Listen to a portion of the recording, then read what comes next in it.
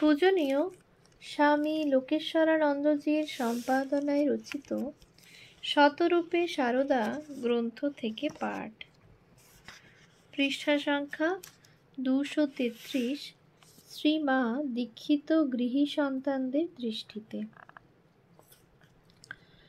অপর এক গৃহী ভক্ত নলিনীকান্ত চক্রবর্তী শ্রী শ্রী মা সম্পর্কে বলেছেন, শ্রী শ্রী মায়ের সান্নিধ্যে যেই গিয়াছে সেই অনুভব করিয়াছে সে জীবনের শ্রেষ্ঠ জিনিস পাইয়াছে, অফুরন্ত রত্নভাণ্ডার লাভ করিয়া ধন্য হইয়াছে। সততই মনে হয় অনন্ত শক্তিময়ী মা যে করুণামূর্তিতে আবির্ভূতা হইয়া তাহাকে চিন্তা করিবার, ভালোবাসিবার ও পূজা প্রণাম করিবার সুযোগ আমাদিগকে দিয়াছেন, ইহাই শ্রেষ্ঠ সম্পদ।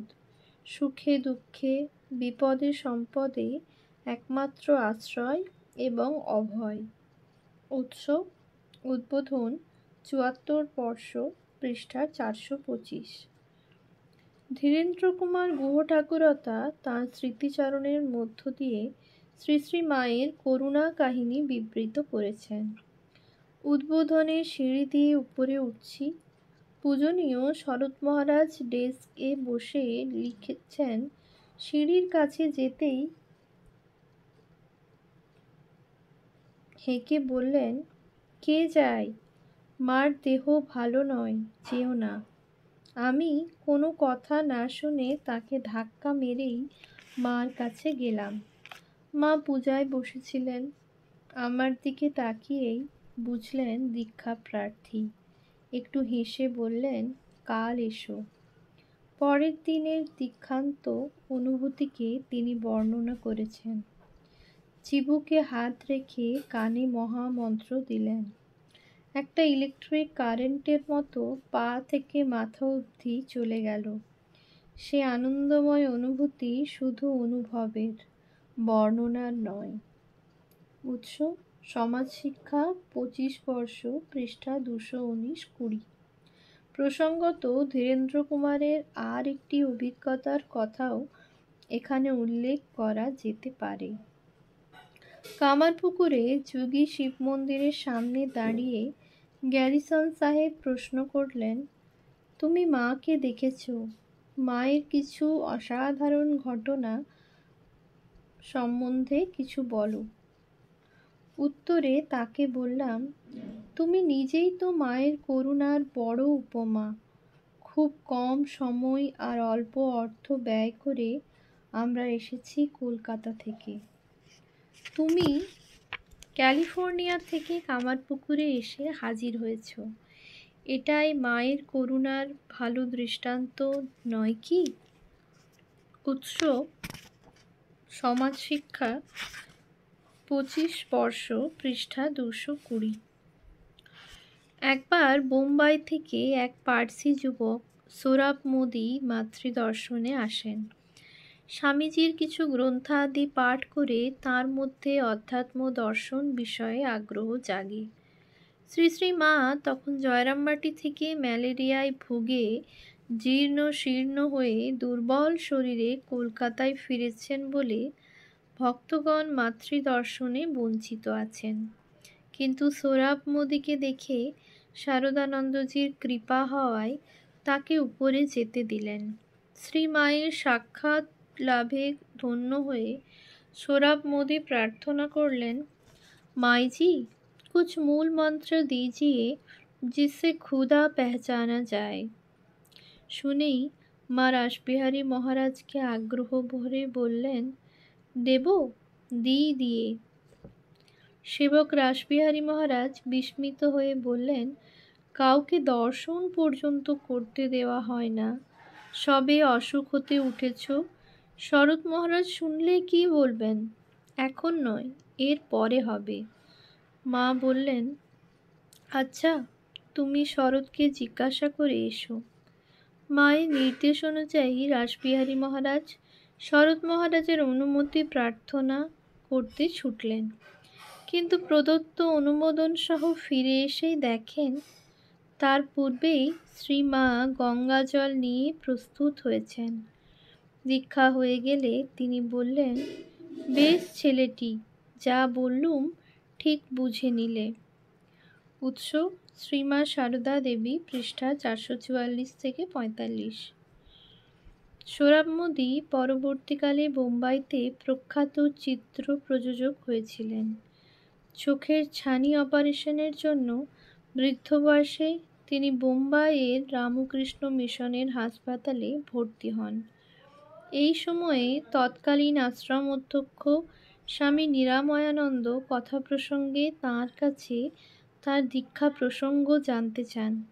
সোহরাব মোদি বলেন, আমার জ্যেষ্ঠ ভ্রাতা আমাকে মায়ের কাছে যাবার জন্য উদ্বুদ্ধ করেছিলেন। মায়ের দীক্ষিত সন্তান হয়ে মায়ের সম্বন্ধে এ কথাই তিনি বিশেষভাবে উল্লেখ করেন।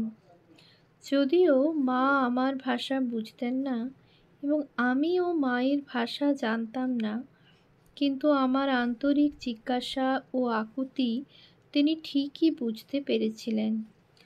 ভাষা আমার দীক্ষার সময়ে কোনো বাধা হয়ে দাঁড়ায়নি।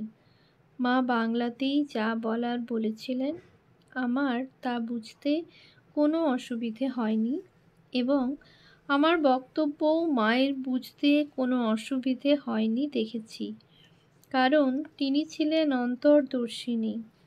আর তাঁর ভালোবাসার কথাই বা কী বলবো। মায়ের কাছ থেকে বিদায় নেবার সময় আমি মাকে বলেছিলাম, যাই মা। আমাকে অবাক করে দিয়ে মা বলেছিলেন, যাই বলতে নেই বাবা, আসি বলতে হয়। মায়ের এই ছোট্ট কথাটি শুনে আমি অভিভূত হয়ে পড়েছিলাম। কি অদ্ভুত ভালোবাসা মাখানো কথা। বস্তুত মাকে আমার মনে হয়েছিল মা ওয়ান্ডারফুল অ্যান্ড বিউটিফুল। উৎস স্বামী নিরাময়ানন্দের কাছে শ্রুত। সোহরাব মোদি ইংরেজিতে এটি বলেছিলেন। বরিশালের প্রেমানন্দ দাশগুপ্ত রাত্রে স্বপ্ন দেখেন এক মাতৃমূর্তি তাকে বেরিয়ে আসবার জন্য আহ্বান জানাচ্ছেন। ইতিপূর্বে মায়ের কোনো ছবিও তিনি দেখেননি। তথাপি তিনি জয়রামবাটি অভিমুখে রওনা হয়ে মাতৃ সান্নিধ্যে এলেন এবং শ্রী মায়ের মধ্যে স্বপ্নদৃষ্ট মূর্তি হুবহু দেখে বিস্ময়ে হতবাক হলেন। শ্রী শ্রী মা কিন্তু কোনো বিস্ময় প্রকাশ করলেন না। স্নেহমধুর কণ্ঠে চিরপরিচিত আত্মীয়ের মতো বললেন, বাবা এসেছ? আমি তোমার জন্যে অপেক্ষা করছিলুম। উৎস শ্রী শ্রী মা শারদামণি দেবী, পৃষ্ঠা 223-24। মায়ের গৃহী সন্তান নিরুপমা রায়ের জবানিতে জানা যায়, তার ছোট জা কলকাতায় শ্রী শ্রী মায়ের কাছে মন্ত্র গ্রহণ করেন এবং তাঁদেরও মন্ত্র গ্রহণ করতে বলেন। স্বামীর সঙ্গে তিনি মাতৃ সকাশে 2-3 বার যান এবং দীক্ষার প্রস্তাব করতেই শ্রী মা সম্মত হলেন। কিন্তু নিরুপমা দেবীর স্বামীর মায়ের কাছে দীক্ষা গ্রহণে মানসিক সংশয় ছিল। অবশেষে একদিন শেষ রাতে তিনি এক দিব্য দর্শনে উল্লাসিত হয়ে চিৎকার করতে থাকেন। ঠাকুর স্বয়ং সিংহাসনে আসীন জ্যোতির্ময় মূর্তি আমাকে ডাকিয়া বলিলেন, ওরে, ওর কাছে মন্ত্র নিতে তোর মনে দ্বিধা? যেখানে মন্ত্র নিলে পুনর্জন্ম হবে না। যা যা, কোনো সংশয় রাখিস নি। দীক্ষার পর মা বললেন, তোমার মনে যে বড় দ্বিধা ছিল। তিনি মায়ের পাদপদ্মে পতিত হয়ে কাঁদতে কাঁদতে বললেন, মা, আমি আপনাকে চিনতে পারিনি। উৎস শ্রী শ্রী সারদা দেবী, পৃষ্ঠা 125-26। অপর এক ভক্ত সন্তান নিশিকান্ত মজুমদারের জীবনীতে ঘটে স্বপ্নে মাতৃদর্শন। তিনি বলছেন, এক রাত্রে স্বপ্ন দেখি কালীঘাটের মা কালী আমাকে চারিখানি হাত দিয়া তুলিয়া ধরিলেন। আমি যেন ছোট ছেলেটি। ওই দেবী মূর্তি নারী মূর্তিতে পরিবর্তিত হইয়া বলিলেন, তোমার ভয় কি? তারপরে একটি মন্ত্র দিয়া বলিলেন, এটি জপ করলেই তোমার সব হয়ে যাবে। এই ঘটনার প্রায় 1 মাস পরে শ্রী শ্রী মাকে দর্শন করিতে জয়রামবাটি যাই। স্বপ্নদৃষ্ট মূর্তি সম্মুখে দেখিয়া স্তব্ধ হইয়া দাঁড়াইয়া আছি। উৎস শ্রী শ্রী মা সারদা দেবী, পৃষ্ঠা 127। স্বপ্নসিদ্ধির মতো বহু গৃহী সন্তানের দৃষ্টিতে শ্রী শ্রী মায়ের অন্তর্দর্শিনী সত্তার পরিচয়ও ধরা পড়েছে। মহেন্দ্রবাবু নামে এক গৃহী সন্তান বলেন, স্ত্রীর দীক্ষার দিন আমি নিচে বসিয়া ভাবিতেছি, যে প্রসাদ পাইলাম তাহা মায়েরই প্রসাদ, কিংবা সাধুরাই খাইয়া দিয়া গেল বুঝিলাম না। একটু পরেই মাকে প্রণাম করিতে গিয়া দেখি তিনি একটি সন্দেশ যেন আমাকে দেখাইয়াই খাইতেছেন। আমি প্রণাম করিয়া উঠিবা মাত্র উহা আমার হাতে দিয়া বলিলেন, খাও। উৎস শ্রী শ্রী সারদা দেবী, পৃষ্ঠা 136। ঠিক এমনই অভিজ্ঞতা সুরেনবাবুরও। মায়ের সম্মুখের আসনে বসে তার মনে হলো পুঁথিতে আছে যে মায়ের পদতল রাঙা, কিন্তু পদতল তো দেখতে পেলেন না। মনে হওয়া মাত্র অমনি মা তাহার পা দুইখানি সম্মুখের দিকে প্রসারিত করিয়া দিলেন। যুগপৎ আনন্দ ও লজ্জিত হইলাম। উৎস শ্রীমা সারদা দেবী, পৃষ্ঠা 137। এ জাতীয় ঘটনা আরও ঘটেছে অনেক গৃহী সন্তানের জীবনে। ভক্ত সন্তানদের কাছে বিভিন্ন সময়ে প্রতিভাত হয়েছে মায়ের বিভিন্ন রূপ, স্নেহে কোমল, অলৌকিকে অপরূপ এবং বাস্তবে সমুজ্জ্বল। মৃন্ময়ী রায় বলেন, তিনি শ্রী শ্রী মা ছিলেন অদোষ দর্শিনী, ক্ষমা স্বরূপিণী। মাতা সন্তানের সহস্র অপরাধ ক্ষমা করেন। মাতৃত্বের এই মহাসাধনা বলেই মা সকলকে আপনার করেছিলেন। উৎস উদ্বোধন, 61তম বর্ষ, পৃষ্ঠা 237। মীরা মিত্র বলেন, মায়ের তারুণ্যের দীপ্তি যেন প্রদীপের স্নিগ্ধ আলো। স্নিগ্ধতা আছে, উগ্রতা নেই।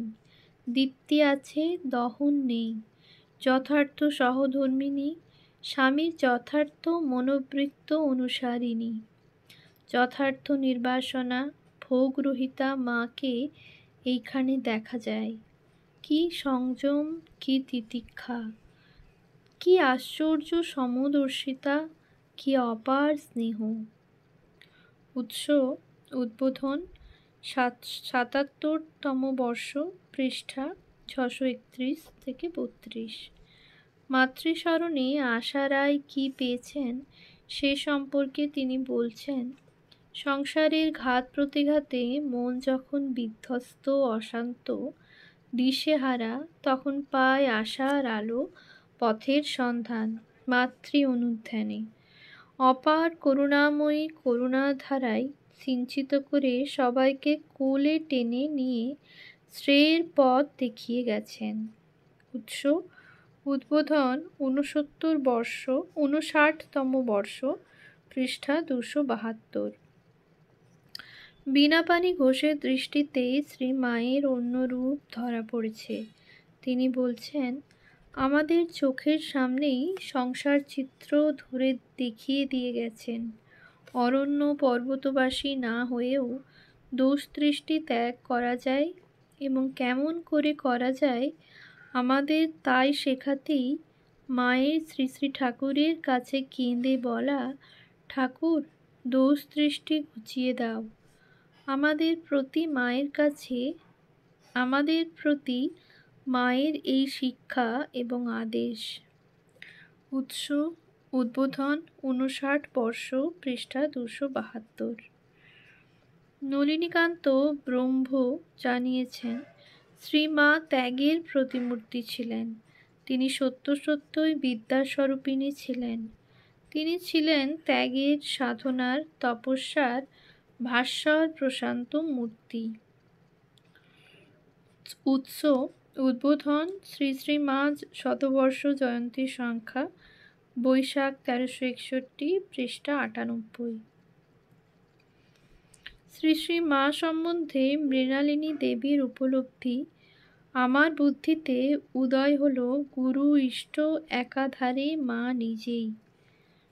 উৎস উদ্বোধন 55 বর্ষ, পৃষ্ঠা 408। ওম শান্তি শান্তি শান্তি। হরি ওম তৎসৎ। শ্রীরামকৃষ্ণার্পণমস্তু।